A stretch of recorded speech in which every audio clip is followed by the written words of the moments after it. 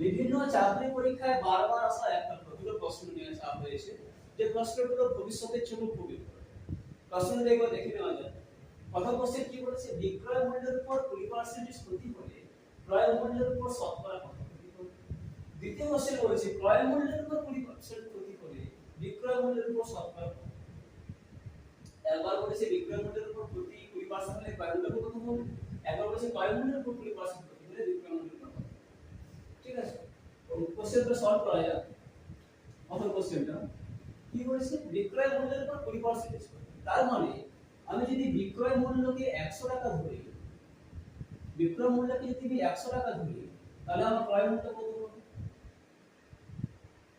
নিশ্চয়ই 120 টাকা। তবে না বিক্রয় মূল্যের উপর 20% লস হচ্ছে, 120 মাইনাস 100। এবার আমি প্রশ্ন কি বলেছে, ক্রয় মূল্যের উপর শতকরা কত ক্ষতি হবে সেটা আমি হিসাব। তার মানে ক্রয় মূল্য যখন 120 টাকা, ক্রয় মূল্য যখন 120 টাকা, তখন আমার ক্ষতি কত হচ্ছে? 20 টাকা। তাহলে ক্রয় মূল্য যখন 1 টাকা, তখন আমার ক্ষতি কত হচ্ছে? 20 বাই 120 টাকা। আর ক্রয় মূল্য যখন 100 টাকা, তখন আমার ক্ষতি কত হচ্ছে? 20 ইনটু 100 বাই 120 টাকা। কাটাকাটি যদি করি কি হবে? এর সঙ্গে কাটলো, 2 6 12, 100 বাই 6 মানে কারক শুরু করে দিলে 50 এর 3 মানে কত হবে? 16 টাকা। তাহলে উত্তর কত হবে? না ক্রয় মূল্যের উপর শতকরা ক্ষতি 16.23%। একটা বোঝা গেল। এবার দ্বিতীয় কোশ্চেন ঠিক উল্টোটা বলেছে, ক্রয় মূল্যের উপর 20% ক্ষতি হলে বিক্রয় মূল্যের উপর শতকরা কত। তার মানে এখানে আমার যদি ক্রয় মূল্য 100 টাকা হয়, তাহলে বিক্রয় মূল্য কত হবে?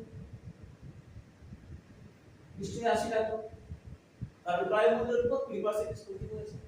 এবার বের করতে কি বলেছে, বিক্রয় মূল্যের উপর শতকরা ক্ষতি। বিক্রয় মূল্য যখন 80 টাকা হয়, তখন আমার ক্ষতি হয় কত? 20 টাকা। বিক্রয় মূল্য যখন 1 টাকা হয়, তখন আমার ক্ষতি হয় কত? 20 বাই 80 টাকা। শতকরা বের করতে বলেছে, বিক্রয় মূল্য যখন 100 টাকা হবে, তখন কত ক্ষতি হবে? 20 গুণিতক 100 বাই 80 টাকা। 20 4 80, 4 আর 25 এ 100, কত হলো? 25 টাকা। তার মানে কি হলো, যে বিক্রয় মূল্যের উপর 20% ক্ষতি হলে, ক্রয় মূল্যের উপর 20% ক্ষতি হলে বিক্রয় মূল্যের উপর শতকরা ক্ষতি হবে 25%। বোঝা গেল? যদি ভালো লেগে থাকে প্রোফাইলটা ফলো করে রাখবেন এবং ভিডিওটা শেয়ার করে নিজের কাছে